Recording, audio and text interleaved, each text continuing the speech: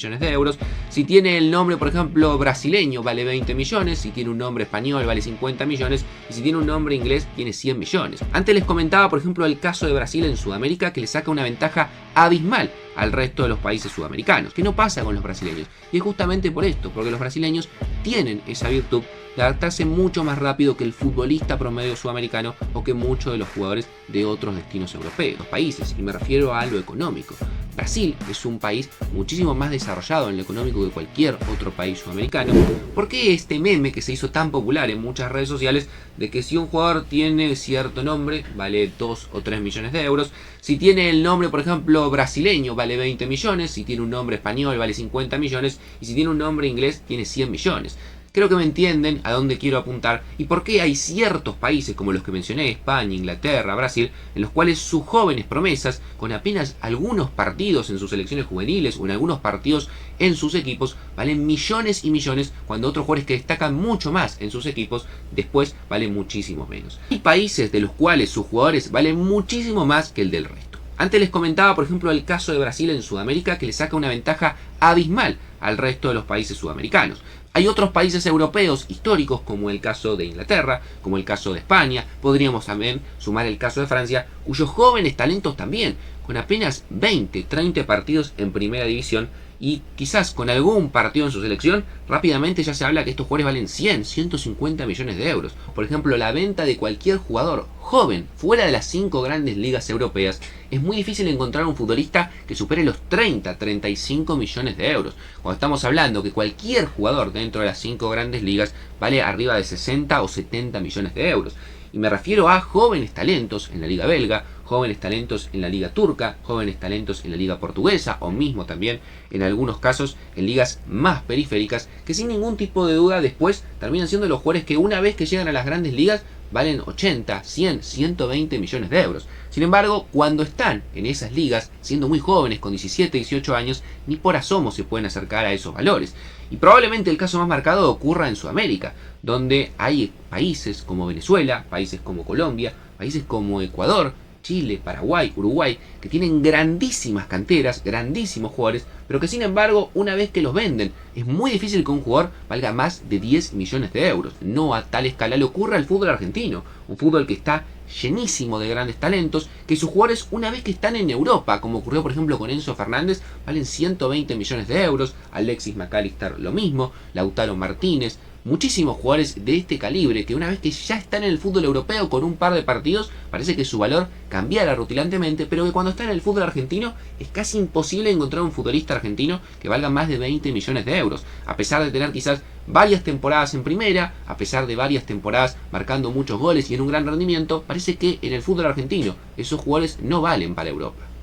Sin embargo, cuando hablamos de Brasil, ocurre exactamente esto que les comento. Sus grandes promesas en los últimos años, Vinicius, en el caso del Real Madrid, también con Rodrigo, Reinier, más allá de que después no terminó funcionando, y en el corto plazo, Víctor Roque y Endrick, son jugadores que les dan la posibilidad de debutar muchísimo más joven en la liga brasileña, ya con 16, 17 años son titulares en sus equipos, tienen una temporada completa jugada, además han marcado goles, y son jugadores que ya con 17, 18 años, como en su momento pasó con Neymar, aunque él se fue un poco más grande, tienen una carrera armada y en Europa se hace mucho más atractivo de querer ir a buscar ese tipo de jugadores, a diferencia de que en el resto de las ligas quizás es más difícil ver esos jóvenes, sobre todo en Argentina como les comentaba, que tengan oportunidades antes de los 18 o 19 años.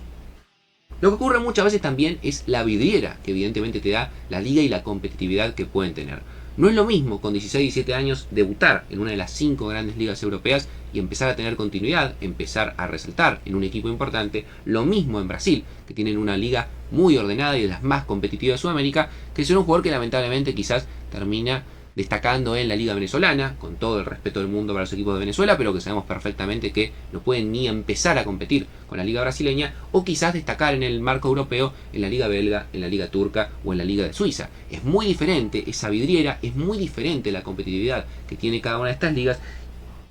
No hay que dejar de lado para nada tampoco una cuestión histórica y de tradición de muchos de estos países que les he mencionado. Evidentemente Brasil, Inglaterra, Francia y también en los últimos años se ha sumado España, tienen una tradición en cuanto a calidad de jóvenes y jugadores que además se adaptan muy rápidamente al fútbol europeo y a las formas de jugar, evidentemente sobre todo los europeos, pero los brasileños también, que eso tiene un valor también, a diferencia de muchos otros jugadores sudamericanos o de otras ligas europeas, que es cierto en los últimos años han crecido. Antes no teníamos, por ejemplo, la cantidad de jugadores belgas que hoy en día vemos en Europa, pero evidentemente tiene igualmente esa mirada de recelo sobre este tipo de jugadores de esta nacionalidad, que históricamente no han sido tan fáciles de adaptar al sistema de los grandes equipos. Y le pasa inclusive a Argentina, que sí, creo yo y considero es un equipo con,